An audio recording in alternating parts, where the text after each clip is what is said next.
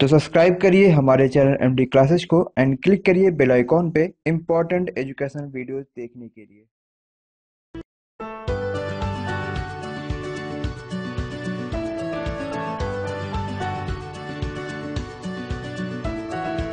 Hello friends, MD classes के YouTube channel पर आप सभी का स्वागत है। जैसा कि हमारी ई बुक लॉन्च हो गई है आरआरबी एनटीपीसी से रिलेटेड, तो इसके जो क्वेश्चन है आपको कराए जा रहे हैं। एमडी क्लासेस के सत्यम गुप्ता जी आपको मैथमेटिक्स और रीजनिंग के सवाल हल करना बता रहे हैं इस ई बुक में से। यहाँ पे 10 प्रैक्टिस सेट आपको दिए गए हैं विद डिटेल सोल्यूशंस इन हिंदी, और उसके साथ में काफी सारे जनरल साइंस के क्वेश्चन आपको दिए गए हैं, जनरल नॉलेज के और कुछ करंट अफेयर्स के क्वेश्चन आपको मिल जाएंगे। सबसे इंपॉर्टेंट बात यहाँ पे ये है कि डिटेल में आपको सोल्यूशन दिया गया है टोटली इन हिंदी। तो यहाँ पे हम लोग इस वीडियो में डिस्कस करने वाले हैं ओनली जनरल नॉलेज के क्वेश्चंस, क्योंकि रीजनिंग और मैथमेटिक्स के क्वेश्चन सत्यम गुप्ता जी आपको वैसे भी करा रहे हैं। तो हम लोग इस वीडियो में जितने भी इस ई बुक में जनरल नॉलेज के क्वेश्चंस आएंगे वो क्वेश्चंस हम लोग कवर करेंगे हमारी सीरीज में। तो यहाँ पे हम लोग प्रश्न संख्या 2 देख लेते हैं। विश्व जल दिवस हर वर्ष कब मनाया जाता है? इस क्वेश्चन का जो आंसर है वह है 22 मार्च। 22 मार्च को विश्व जल दिवस मनाया जाता है। नेक्स्ट देखते हैं और कोई क्वेश्चन जनरल नॉलेज का हमारी ई बुक में से। यहाँ पे जैसे कि आप देख पा रहे होंगे टोटल डिटेल में आपको जो है क्वेश्चन के साथ में आंसर दिया गया है हिंदी में, ठीक है। तो जैसे कि मैथ्स के क्वेश्चन है जो कि सत्यम गुप्ता जी आपको हल करवाएंगे आने वाले समय में। हम लोग डिस्कस करेंगे जनरल नॉलेज के क्वेश्चंस, ठीक है। तो निम्नलिखित में से किस नदी का उद्गम भारत के बाहर होता है? आपको बताना है कि भारत के बाहर किस नदी का उद्गम होता है। नर्मदा, ब्रह्मपुत्र, गंगा या यमुना? इस क्वेश्चन का जो आंसर है वह है ब्रह्मपुत्र। ब्रह्मपुत्र नदी तिब्बत, भारत तथा बांग्लादेश से होकर बहती है।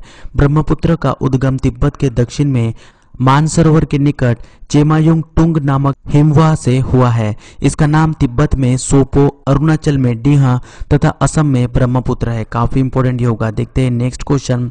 बाकी जो क्वेश्चंस आप देख पा रहे होंगे वो सत्यम गुप्ता जी आपको करवाएंगे। हम लोग यहाँ पे पढ़ने वाले हैं जनरल नॉलेज के क्वेश्चंस। पक्षियों के अध्ययन को क्या कहा जाता है? आपको बताना है कि पक्षियों के अध्ययन को क्या कहा जाता है। हर्पेटोलॉजी, एंटोमोलॉजी, ऑर्निथोलॉजी या बर्डोलॉजी? इस क्वेश्चन का जो करेक्ट आंसर है वह है ऑर्निथोलॉजी। पक्षियों के अध्ययन को ऑर्निथोलॉजी कहा जाता है। यह जीव विज्ञान की एक शाखा है। इसके अंतर्गत पक्षियों की बाह्य और अंतः संरचना का वर्णन, उनका वर्गीकरण, विस्तार एवं विकास, उनकी दिनचर्या और मानव के लिए प्रत्यक्ष या अप्रत्यक्ष आर्थिक उपयोगिता इत्यादि से संबंधित विषय का अध्ययन किया जाता है। देखते हैं और कुछ जनरल नॉलेज के क्वेश्चंस, क्योंकि टोटल नंबर ऑफ पेजेस की अगर बात करेंगे तो 626 नंबर ऑफ पेजेस यहाँ पे आपको मिल जाते हैं। भारत में प्रथम परमाणु ऊर्जा स्टेशन कहाँ स्थापित किया गया था? आपको बताना है कि भारत में प्रथम परमाणु ऊर्जा स्टेशन कहाँ स्थापित किया गया था। इस क्वेश्चन का जो करेक्ट आंसर है वह है तारापुर। भारत में प्रथम परमाणु ऊर्जा स्टेशन तारापुर महाराष्ट्र में 1963 में यानी 1963 ईस्वी सन में स्थापित किया गया था। यह भारत, अमेरिका और अंतर्राष्ट्रीय परमाणु ऊर्जा एजेंसी के बीच समझौते के तहत किया गया था। सोशल सर्विस इन इंडिया नामक पुस्तक के लेखक कौन है? आपको ये क्वेश्चन पूछा जाएगा तो आपको इस क्वेश्चन का आंसर पता होना चाहिए। सोशल सर्विस इन इंडिया नामक पुस्तक के लेखक कौन है? इस क्वेश्चन का जो करेक्ट आंसर है वह है blunt. Social service in India नामक पुस्तक के लेखक है सर एडवर्ड ब्लंट। काफी इंपॉर्टेंट। देखते हैं और कुछ क्वेश्चंस जनरल नॉलेज और जनरल साइंस के जो आपके एग्जामिनेशन में बन सकते हैं। यहाँ पे आपको पूछा गया है ट्रैफिक सिग्नल में लाल प्रकाश का उपयोग क्यों किया जाता है? यहाँ पे आपको आंसर बताना है कि ट्रैफिक सिग्नल में लाल प्रकाश का उपयोग क्यों किया जाता है। इसका करेक्ट आंसर है क्योंकि लाल रंग में न्यूनतम विक्षेपण होता है, इसी वजह से लाल प्रकाश का उपयोग किया जाता है ट्रैफिक सिग्नल में। काफी इंपॉर्टेंट। देखते हैं और कुछ जनरल नॉलेज के और जनरल साइंस के क्वेश्चंस। बाकी क्वेश्चंस जैसा कि मैंने आपको बता चुका हूं कि बाकी क्वेश्चन जो है सत्यम गुप्ता जी आपसे करवाएंगे मैथमेटिक्स के और रीजनिंग के सवाल। यहाँ पे एक क्वेश्चन देखते हैं। इस ब्रह्मांड में दूसरा प्रचुर मात्रा में सर्वाधिक तत्व कौन सा? आपको बताना है इस ब्रह्मांड में दूसरा प्रचुर मात्रा में यानी सबसे ज्यादा मात्रा में पाया जाने वाला तत्व कौन सा है? इस क्वेश्चन का जो करेक्ट आंसर है वह है हीलियम। हीलियम ब्रह्मांड में दूसरा सर्वाधिक मात्रा में पाया जाने वाला तत्व है। हीलियम का उपयोग वायुयान के टायरों में भरने के लिए, मौसम संबंधी जानकारी प्राप्त करने के लिए, गहरे समुद्र में गोताखोरों द्वारा और अस्पतालों में दमा रोगों को कृत्रिम सांस के रूप में किया जाता है। इंटरनेशनल योगा डे कब मनाया जाता है? ये ऑलरेडी क्वेश्चन पूछा जा चुका है। इस क्वेश्चन का जो करेक्ट आंसर है वह है 21 जून। अंतर्राष्ट्रीय योग दिवस 21 जून को मनाया जाता है। यह दिन वर्ष का सबसे लंबा दिन होता है। पहली बार यह दिवस 21 जून 2015 को मनाया गया, जिसकी पहल भारत के प्रधानमंत्री नरेंद्र मोदी ने 27 सितंबर 2014 को संयुक्त राष्ट्र महासभा में अपने भाषण से की थी। काफी इंपोर्टेंट होगा। आपको यहाँ पे ये भी क्वेश्चन पूछा जा सकता है कि पहली बार इंटरनेशनल योगा डे कब मनाया गया, तो उसका आंसर होगा 21 जून 2015 को, जिसकी घोषणा प्रधानमंत्री नरेंद्र मोदी ने 27 सितंबर 2014 को संयुक्त राष्ट्र महासभा में अपने भाषण के दौरान की थी। नेक्स्ट क्वेश्चन है, आत्मीय सभा के संस्थापक कौन थे? आपको बताना है कि आत्मीय सभा के संस्थापक कौन थे, तो जिसका करेक्ट आंसर है राजा राममोहन राय। आत्मीय सभा के संस्थापक राजा राममोहन राय थे। यह एक दार्शनिक विचार विमर्श सभा थी जिसकी स्थापना 1815 ईस्वी सन में कोलकाता में हुई थी। काफी इंपॉर्टेंट ये क्वेश्चन है और काफी इंपॉर्टेंट ये बुक होगी, जिसकी प्राइस ओनली 75 रुपीज है। नंबर ऑफ पेजेस की अगर बात करेंगे तो 626 यहाँ पे नंबर ऑफ पेजेस है और यहाँ पे डिटेल में आंसर दिए गए हैं, चाहे वो मैथमेटिक्स का सवाल हो, रीजनिंग का हो, जनरल नॉलेज का हो, साइंस का हो या करंट अफेयर्स का हो, तो आपको जो है डिटेल में ये कंटेंट मिलने वाला है ओनली 75 रुपीज में। 12 टोटल यहाँ पे पेपर सेट मिल जाएंगे। 100 क्वेश्चंस होंगे जो आपके एग्जाम के पॉइंट ऑफ व्यू से काफी इंपॉर्टेंट होंगे, स्पेशली साइंस के क्वेश्चंस और मैथमेटिक्स के और रीजनिंग के क्वेश्चंस की हम लोग बात कर रहे हैं। देखते हैं नेक्स्ट और कुछ क्वेश्चंस इस ई बुक में से जो हम लोग अभी डिस्कस करना स्टार्ट किए हैं। कुछ जनरल नॉलेज के और जनरल साइंस के क्वेश्चंस हम लोग डिस्कस करने वाले हैं। देखते हैं और कुछ क्वेश्चंस। निम्नलिखित में से एथेनॉल किससे प्राप्त किया जाता है? आपको बताना है कि एथेनॉल किससे प्राप्त किया जाता है। इस क्वेश्चन का जो करेक्ट आंसर है वह है गन्ना। एथेनॉल गन्ना से प्राप्त किया जाता है। किण्वीकरण विधि द्वारा किसी भी शक्करमय पदार्थ से अल्कोहल व्यापारिक मात्रा में बनाते हैं। इस अभिक्रिया को मोटे तौर पर निम्नलिखित प्रकार से किया जाता है। यहाँ पे डिटेल में आपको बताया गया है।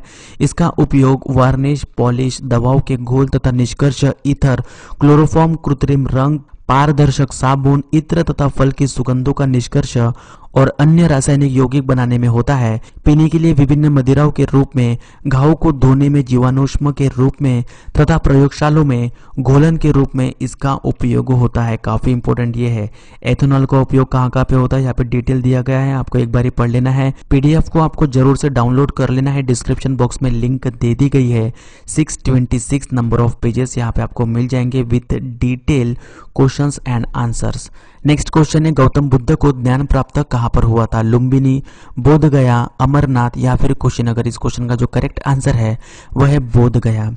बोध गया में बोधि पेड़ के नीचे तपस्या कर रहे भगवान गौतम बुद्ध को ज्ञान की प्राप्ति हुई थी, तभी से यह स्थल बौद्ध धर्म के अनुयायियों के लिए अत्यंत महत्वपूर्ण है, यानी बोध गया। वर्ष 2002 में यूनेस्को द्वारा इस शहर को विश्व विरासत स्थल घोषित किया गया। बिहार में इसे मंदिरों के शहर के नाम से जाना जाता है। यहाँ का सबसे प्रसिद्ध मंदिर महाबोधि मंदिर है। काफी इंपॉर्टेंट ये होगा, ठीक है। नेक्स्ट क्वेश्चन है, खो खो के खेल में खेलते समय मैदान में प्रत्येक टीम में कितने खिलाड़ी होते हैं? तो खो खो के खेल में टोटल 9 खिलाड़ी होते हैं प्रत्येक टीम में। काफी इंपॉर्टेंट, क्योंकि रेलवे में जिस टाइप के क्वेश्चंस पूछे जाते हैं उन्हीं टाइप के क्वेश्चंस यहाँ पे इंक्लूड किए गए हैं। देखते हैं और कुछ क्वेश्चंस। बंगाल विभाजन के समय निम्नलिखित में से कौन गवर्नर जनरल थे? आपको बताना है कि जब बंगाल का विभाजन हुआ था 1905 में, उस समय बंगाल के गवर्नर जनरल कौन थे? तो इस क्वेश्चन का जो करेक्ट आंसर है वह है लॉर्ड कर्जन। बंगाल विभाजन के समय लॉर्ड कर्जन बंगाल के गवर्नर थे। बंगाल का विभाजन 16 अक्टूबर 1905 को हुआ और मुस्लिम बहुल पूर्वी क्षेत्रों को हिंदू बहुल पश्चिमी क्षेत्रों से अलग कर दिया गया था।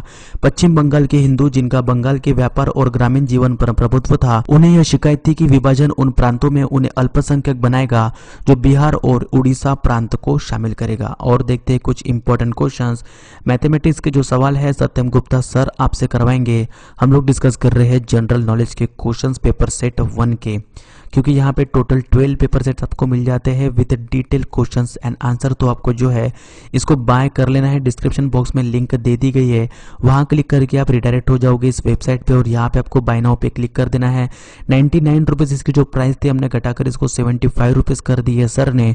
तो आपके लिए स्पेशल ऑफर है, 12 पेपर सेट आपको मिल जाएंगे विथ 2000 प्लस यहाँ पे क्वेश्चन मिल जाएंगे आपको 1 लाइनर जनरल साइंस के विथ डिटेल सोल्यूशन आपको मिल जाएंगे रीजनिंग और मैथमेटिक्स मैथमेटिक्स के, तो आपको जरूर से इस ई बुक को परचेस कर लेना है, क्योंकि आपके एनटीपीसी, आरआरबी, जेई और रेलवे ग्रुप डी के एग्जामिनेशन के लिए काफी इंपॉर्टेंट ये कंटेंट होने जा रहा है। 75 रुपीज जिसको प्राइस आप पे करोगे वो वैल्यू फॉर मनी होगी। यहाँ पे 626 नंबर ऑफ पेजेस आपको मिल जाएंगे with thousands of questions and answer. देखते हैं और कुछ क्वेश्चंस। रियाल किस देश की मुद्रा है? हमारे जो करंट अफेयर्स की सीरीज चल रही है, हम लोग वहां पे आपको डेली बेसिस पे करेंसी और कैपिटल जो आपको बताते आ रहे हैं। यहाँ पे आपको पूछा गया है कि रियाल किस देश की मुद्रा है, तो इस क्वेश्चन का जो करेक्ट आंसर है वह है ब्राजील। ब्राजील देश की मुद्रा रियाल है, इसकी राजधानी ब्राजीलिया है। यहाँ की राजभाषा पुर्तगाली है तथा सबसे बड़ा नगर साओ पाउलो है। क्षेत्रफल के अनुसार ब्राजील दक्षिण अमेरिका महाद्वीप का सबसे बड़ा देश है। कर्क रेखा तथा भूमध्य रेखा ब्राजील देश से होकर गुजरती है। तो यहाँ पे काफी सारा कंटेंट आपको मिल जाता है ओनली 75 रुपीज में। तो हम लोग वैसे भी डिस्कस करेंगे, अगर आपको बाय करना होता हो तो आप बाय भी कर सकते हो, या फिर वीडियो के रूप में भी जो है आप इस पीडीएफ को हल होते हुए देख सकते हो। देखते हैं और कुछ क्वेश्चंस। राज्यपाल की नियुक्ति कौन करता है? आपको बताना है कि राज्यपाल की नियुक्ति कौन करता है। तो राज्यपाल की नियुक्ति करते हैं भारत के राष्ट्रपति। अनुच्छेद 155 यानी 155 के अंतर्गत राज्यपाल की नियुक्ति राष्ट्रपति द्वारा की जाती है। तो यहाँ पे डिटेल में हमने आपको कंटेंट प्रोवाइड किए हैं, चाहे वो क्वेश्चन एक आपको पूछा जाए या फिर उससे रिलेटेड अगर आपको दूसरा कोई क्वेश्चन बनता है तो वो भी आपको अगर आप डिटेल में अगर आप पढ़ोगे इस ई बुक को तो आपको जो है डिटेल में ही पढ़ना होगा, ठीक है। तो अगर यहाँ पे आपको पूछा जाए कि अनुच्छेद 155 किससे रिलेटेड है, तो उसका करेक्ट आंसर होगा राज्यपाल की नियुक्ति के संदर्भ में। राज्यपाल की नियुक्ति के संदर्भ में राज्यपाल की नियुक्ति राष्ट्रपति द्वारा की जाती है अनुच्छेद 155 के तहत। काफी इंपॉर्टेंट ये होगा, ठीक है। देखते हैं और कुछ जनरल नॉलेज के क्वेश्चंस। रॉबर्ट गालब्रेथ को बेहतर तरीके से किस नाम से जानते हैं? आपको बताना है कि रॉबर्ट गालब्रेथ का एक सेकंड नेम क्या होगा। तो यहाँ पे इस क्वेश्चन का जो करेक्ट आंसर है वह है जेके रोलिंग। जेके रोलिंग को रॉबर्ट गालब्रेथ के नाम से भी जाना जाता है। यह एक विश्वविख्यात लेखिका है। यह रहस्यात्मक उपन्यासकार है। हैरी पॉटर जेके रोलिंग का सुप्रसिद्ध उपन्यास है। जेके रोलिंग का जन्म 1965 ईस्वी सन में इंग्लैंड में हुआ था। इनके पिता का नाम पीटर जेम्स रोलिंग है तथा मां का नाम एन रोलिंग था। जेके रोलिंग का असली नाम जोआन मुरे है। काफी इंपॉर्टेंट, ठीक है। लाइट पेन क्या होता है? तो लाइट पेन एक इनपुट डिवाइस है। कंप्यूटर का क्वेश्चन भी आपको देखने को मिलेगा एग्जामिनेशन में। 100 में से एक क्वेश्चन जो है वो कंप्यूटर का आपको बनेगा। तो हर पीडीएफ में आपको यानी हर क्वेश्चन पेपर सेट में आपको एक क्वेश्चन देखने को मिलेगा कंप्यूटर का। तो यहाँ पे आपको पूछा गया है कि लाइट पेन क्या है। तो लाइट पेन जो है एक इनपुट डिवाइस है। लाइट पेन एक इनपुट डिवाइस है। लाइट पेन कंप्यूटर के सीपीयू डिस्प्ले के साथ संयोजन के रूप में उपयोग किए जाने वाली हल्की संवेदनशील छड़ी के रूप में एक कंप्यूटर इनपुट डिवाइस है। लाइट पेन का प्रयोग कंप्यूटर में जानकारी डालने के लिए किया जाता है। काफी इंपॉर्टेंट। निम्नलिखित नदियों में से कौन सी नदी पश्चिमी घाट से निकलती है? आपको बताना है कि निम्नलिखित नदियों में से कौन सी नदी पश्चिमी घाट से निकलती है। सोन, घग्गर, कृष्णा या दामोदर। इस क्वेश्चन का जो करेक्ट आंसर है वह है कृष्णा। दी गई नदियों में से कृष्णा नदी पश्चिमी घाट से निकलती है। कृष्णा नदी पश्चिमी घाट में स्थित महाबलेश्वर के निकट से निकलती है। दामोदर नदी झारखंड राज्य में स्थित छोटा नागपुर पठार से निकलती है। सोन नदी मध्य प्रदेश में स्थित अमरकंटक पर्वत से निकलती है तथा घग्गर नदी को हकरा नदी भी कहते हैं। घग्गर नदी हिमाचल प्रदेश के शिवलिंग पहाड़ों से निकलती है। तो यहाँ पे आपको डिटेल में बताया गया है सोन, घग्गर, कृष्णा और दामोदर के बारे में। तो काफी डिटेल में पीडीएफ बनाई गई है आपके लिए। पौधे का कौन सा हिस्सा पानी और खनिज के परिवहन को सक्षम करता है? आपको बताना है कि पौधे का कौन सा हिस्सा पानी और खनिज के परिवहन को सक्षम करता है। इस क्वेश्चन का जो करेक्ट आंसर है वो है जाइलम। पौधे का जाइलम वाला हिस्सा पानी और खनिज के परिवहन को सक्षम करता है।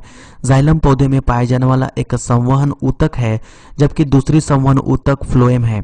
पौधों में परिसंचरण तंत्र के माध्यम से पौधे के द्वारा अवशोषित या निर्मित पदार्थ पौधे के सभी हिस्सों में पहुंचता है। काफी इंपॉर्टेंट ये होगा। देखते हैं और कुछ क्वेश्चंस।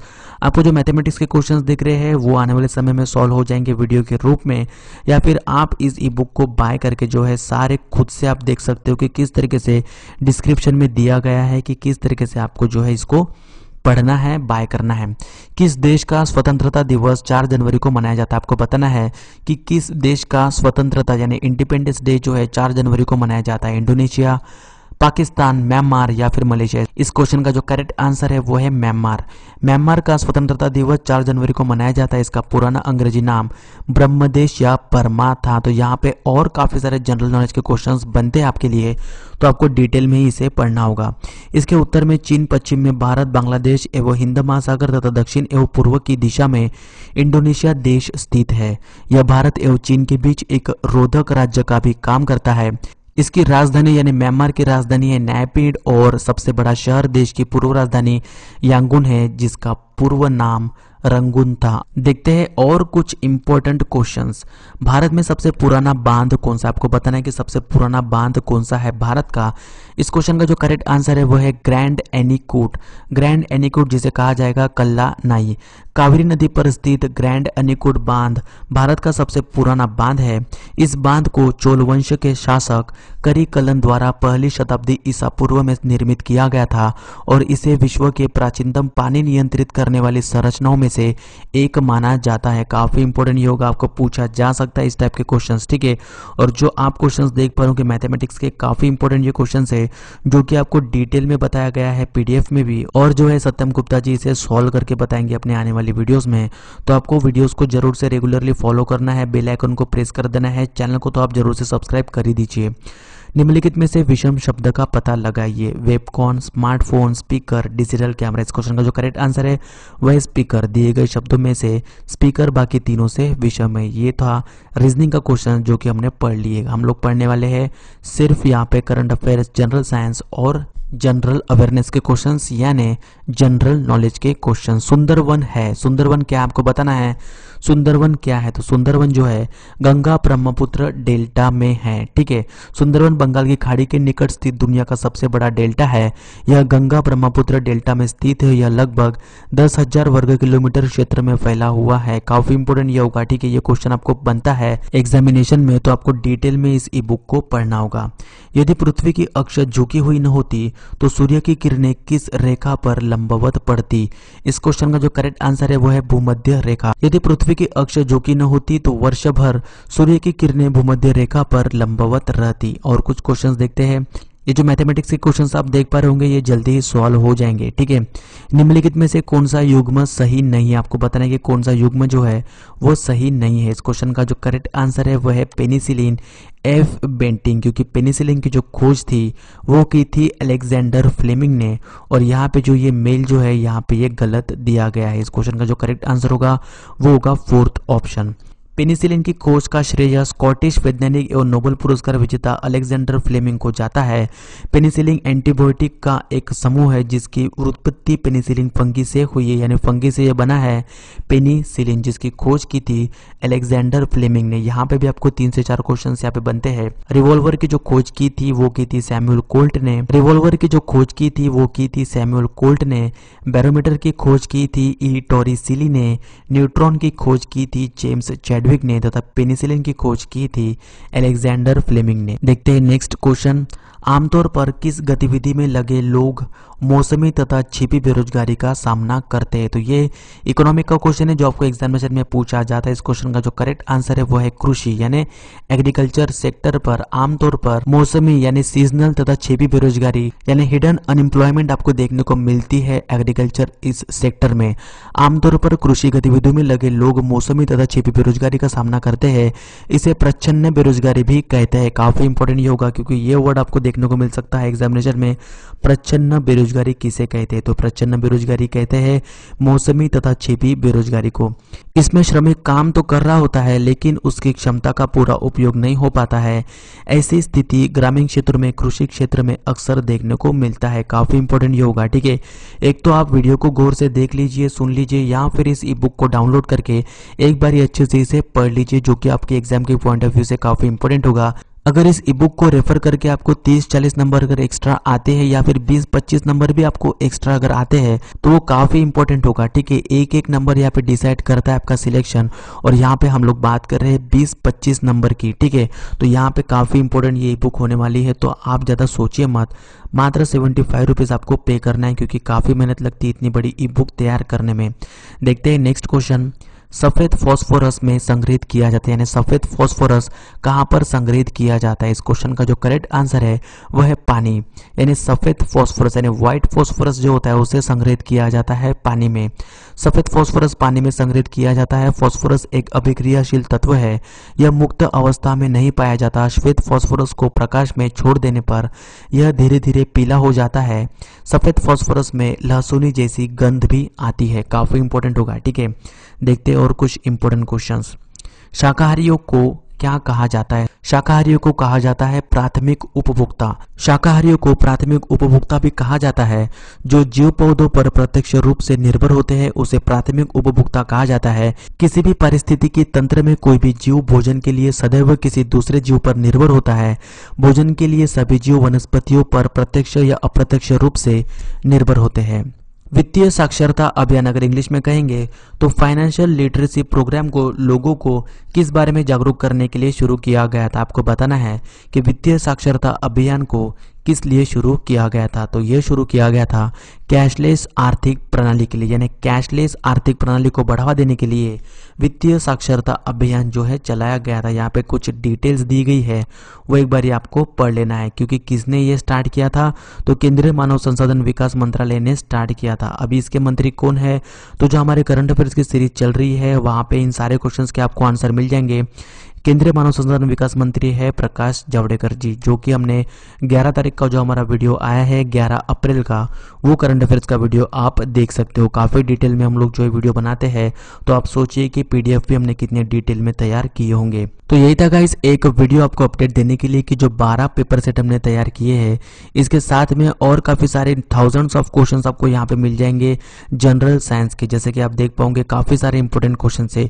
अगर आप इसे बाय करते हो और अगर आपको कुछ भी डाउट होता है तो ईमेल आईडी पे आपको नीचे दे दी गई है, वहाँ पे आप ईमेल कर सकते हो, ठीक है। ईमेल के सारे आंसर दिए जाएंगे या फिर फेसबुक पेज पर भी आप हमें मैसेज कर सकते हो। ये सारे डिटेल में हम लोग वीडियो बनाएंगे कि किस तरीके से आपको क्वेश्चंस बनेंगे एग्जामिनेशन में। थाउजेंड्स ऑफ साइंस के क्वेश्चंस आपको मिल जाएंगे जो कि एग्जाम के पॉइंट ऑफ व्यू से काफी इंपॉर्टेंट होंगे। और आपके आने वाले समय में रेलवे की 3 से 4 एग्जामिनेशन आने वाली है, आरआरबी जेई, आरआरबी एनटीपीसी और रेलवे ग्रुप डी। तो इस ई बुक के उपयोग से आपको 25 से 30 नंबर आप एक्स्ट्रा ले सकते हो। और मैथमेटिक्स और रीजनिंग और जनरल नॉलेज करंट अफेयर्स के सारे क्वेश्चंस विद जनरल साइंस के यहाँ पे सोल्यूशन के साथ में डिटेल में आपको बताया गया है, जो कि आने वाले समय में धीरे धीरे इसके ऊपर वीडियो बनेगी। 2 से 3 महीने का समय लग जाएगा एक एक वीडियो अपलोड करने में। तो सबसे बेस्ट आपके लिए ये होगा कि एक बार ही आपको इसको डाउनलोड कर लेना है, एक बार इसको बाय कर लेना है 75 रुपीज़ पे करके, और जो है लाभ लेना है इस ई बुक का।